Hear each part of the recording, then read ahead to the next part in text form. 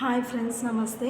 So ఇదివరకు వీడియోలో మనం సంజ్ఞలో జాతివాచక సంజ్ఞ, భావ్యసే, తర్వాత విశేషణసే, సర్వనామసే ఏ విధంగా ఇవన్నీ కూడా భావవాచక సంజ్ఞలు అవుతాయో తెలుసుకున్నాము ఆ వీడియోలో.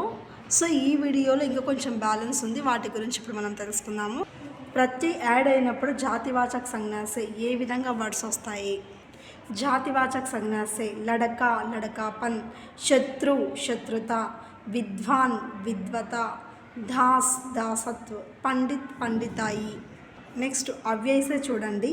ధూర్, ధూరి, సమీప్, సామీప్య, వాహ్, వాహ్, వాహ్, వాహి, షాబాస్, షాబాషి, పరస్పర్, పారస్పర్య.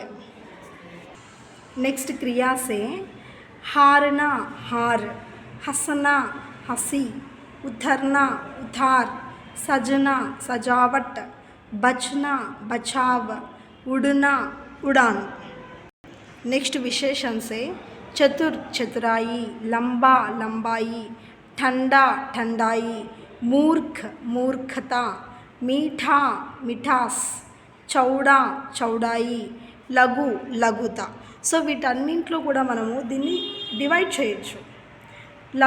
లఘుత కానీ, చౌడాయి కానీ, మిఠాస్ కానీ వీటిలో ప్రత్యయ యాడ్ అయి ఉందన్నమాట. సో కాబట్టి వీటిని విశేషణసే కొన్ని వర్డ్స్తో కూడా మనము భావవాచక సంజ్ఞలు అవుతాయి.